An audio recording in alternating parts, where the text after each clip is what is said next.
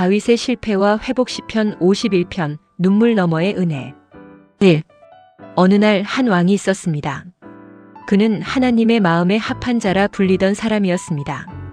소년 시절 들판에서 양을 치며 수금을 타던 그때부터 하나님은 그를 바라보고 계셨습니다.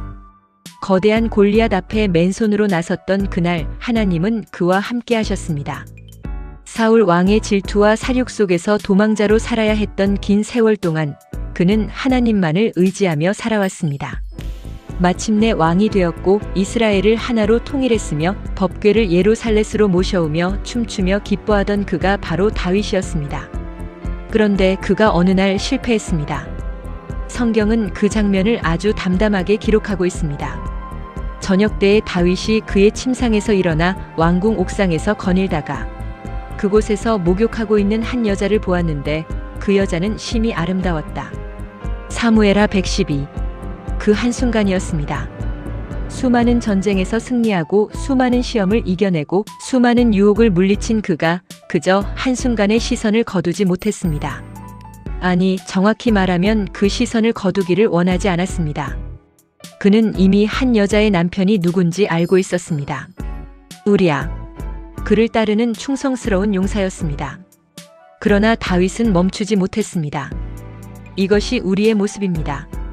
실패는 갑작스럽게 찾아오는 것이 아니라 우리가 작은 경고들을 무시할 때, 우리의 눈길을 거두지 않을 때, 우리가 괜찮을 거야 라고 스스로를 합리화할 때 조용히 다가옵니다. 다윗은 그 여자 밧세바를 불러들였고 그녀는 임신했습니다. 그때부터 다윗의 인생은 가속도로 내리막길을 달리기 시작했습니다. 그는 자신의 죄를 덮기 위해 우리아를 전쟁터의 최전선으로 보내 죽게 만듭니다. 충성스러운 신하를 자신을 위해 목숨을 바칠 준비가 되어 있던 사람을 왕의 편지 하나로 죽음으로 내몰았습니다.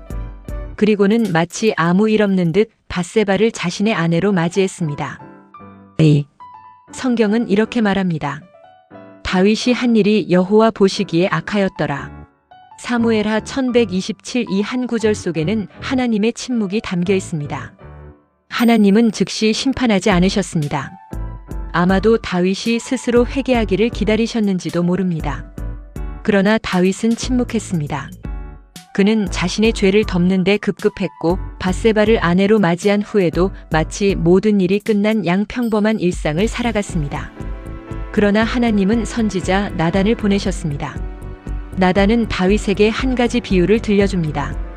어느 부자에게는 수많은 양떼가 있었지만 가난한 사람에게는 단 한 마리의 어린 양이 있었습니다. 그런데 그 부자가 손님이 오자 자기 양을 잡지 않고 가난한 사람의 양 한 마리를 빼앗아 잡아 대접했습니다. 다윗은 이 이야기를 듣고 크게 노했습니다. 그런 자는 죽을 자요. 그러나 나단이 말합니다. 당신이 그 사람입니다. 그 순간 다윗의 모든 위선과 침묵이 무너졌습니다. 왕이라는 권력으로 죄를 덮을 수 있다고 생각했던 그 착각이 시간이 지나면 모든 것이 잊혀질 것이라는 그 안일함이 한 선지자의 말 앞에 산산이 부서졌습니다. 나는 이 장면을 생각할 때마다 가슴이 저려옵니다. 우리는 얼마나 자주 우리의 실패를 덮어두고 살아가는지 모릅니다. 아니, 덮어두었다고 생각합니다. 그런데 하나님은 침묵하고 계시는 것이 아니라 우리가 스스로 깨닫기를 기다리고 계십니다.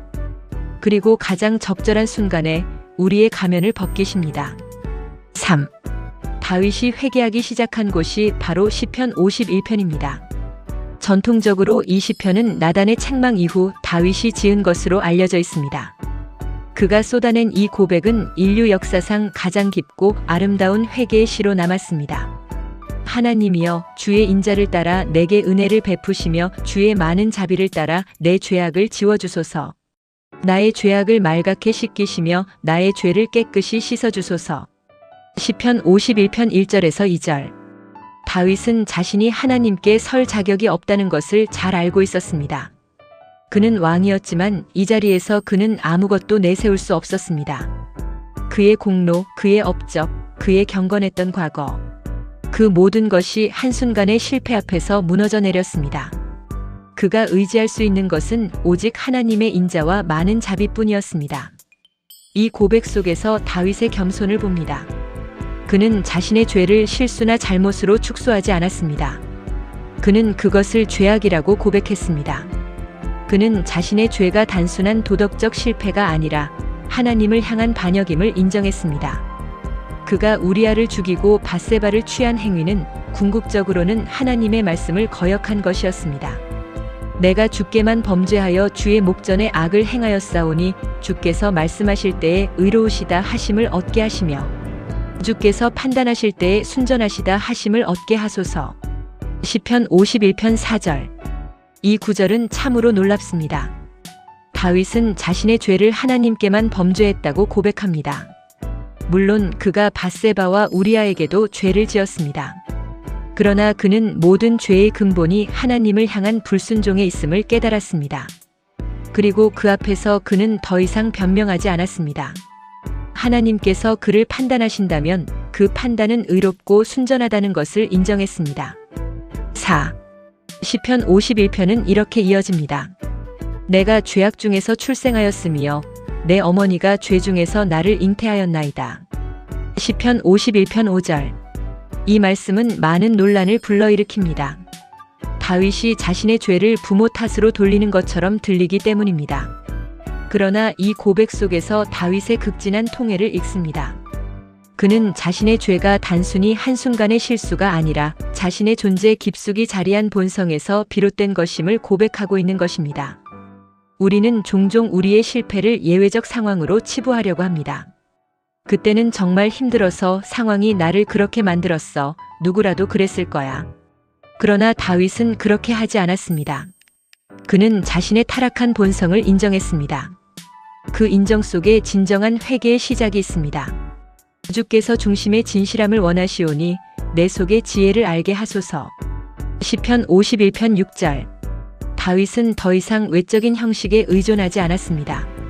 그는 왕으로서 수많은 제사를 드려왔지만 지금 그는 자신의 중심이 진실하지 않았음을 깨달았습니다. 그는 하나님이 원하시는 것이 희생 제물이 아니라 진실한 중심임을 알게 되었습니다. 5. 이 시편의 중심부에 이르러 다윗은 가장 간절한 기도를 쏟아냅니다. 우슬초로 나를 정결하게 하소서. 내가 정하리이다. 나를 씻기소서. 내가 눈보다 희리이다. 나로 기쁨과 즐거움을 듣게 하소서. 주께서 꺾으신 뼈가 즐거워하게 하소서. 내 죄를 주의 얼굴에서 가리시고 내 모든 죄악을 지워주소서. 시편 51편 7절에서 9절. 우슬초는 유월절 밤에 어린 양의 피를 문설주에 바르던 도구였습니다. 다윗은 자신이 죄로 인해 정결함을 잃었음을 알고 있었고 오직 하나님의 정결케 하심만이 자신을 깨끗하게 할 수 있음을 고백하고 있습니다. 꺾으신 뼈라는 표현은 마치 부러진 뼈가 다시 붙을 때 느끼는 아픔과 그 후에 오는 즐거움을 비유한 것 같습니다.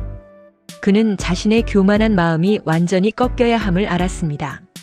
그리고 이어지는 구절은 이 시편에서 가장 아름답고 유명한 기도입니다. 하나님이여 내 속에 정한 마음을 창조하시고 내 안에 정직한 영을 새롭게 하소서. 주 앞에서 나를 쫓아내지 마시며 주의 성령을 내게서 거두지 마소서. 주의 구원의 기쁨을 내게 회복시키시고 자원하는 영을 주사 나를 붙드소서.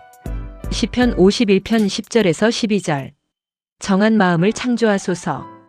다윗은 자신의 마음이 이미 오염되어 있음을 알고 있었습니다. 그래서 그는 수리를 요구하지 않았습니다. 그는 창조를 요구했습니다. 새롭게 지어주소서. 다시 시작하게 하소서. 이는 인간의 노력으로는 결코 도달할 수 없는 은혜의 차원입니다. 주의 성령을 내게서 거두지 마소서. 이 고백 속에는 다윗이 사울 왕에게서 성령이 떠나셨던 장면을 기억하고 있을지도 모르겠습니다. 그는 자신에게서 성령이 떠나는 것이 가장 두려웠습니다. 그는 왕좌를 잃는 것보다 권력을 잃는 것보다 모든 것을 잃는 것보다 하나님의 성령이 떠나는 것을 더 두려워했습니다. 6. 다윗의 회개는 단순히 죄를 용서해달라는 차원을 넘어섭니다. 그는 자신이 용서받은 후에 어떻게 살아갈 것인지를 이미 그리고 있습니다. 내가 범죄한 자들에게 주의 도를 가르치리니 죄인들이 주께 돌아오리이다. 시편 51편 13절. 이는 참으로 놀라운 고백입니다. 다윗은 자신의 실패가 오히려 다른 죄인들에게 복음이 되는 도구가 되기를 원했습니다. 나 같은 자도 용서받았다는 증거가 다른 죄인들을 주께로 돌아오게 하기를 소망했습니다. 우리는 종종 우리의 실패를 숨기려고 합니다. 특히 신앙 공동체 안에서 우리는 더욱 그렇습니다. 완벽한 모습을 보여야 한다는 강박 속에서 우리는 우리의 상처와 실패를 깊이 감춥니다. 그러나 다윗은 그렇게 하지 않았습니다. 그는 자신의 실패를 숨기는 대신 그것을 통해 하나님의 은혜를 증거하는 자가 되기를 원했습니다. 하나님이여, 나의 구원의 하나님이여, 나를 피 흘린 죄에서 건지소서. 내 혀가 주의 공의를 높이 노래하리이다. 주께서 나의 입술을 여소서. 내 입이 주를 찬송하게 하리이다. 시편 51편 14절에서 15절. 피 흘린 죄라는 표현은 우리아의 죽음에 대한 직접적인 고백입니다. 다윗은 이제 더 이상 그 죄를 덮어두지 않았습니다.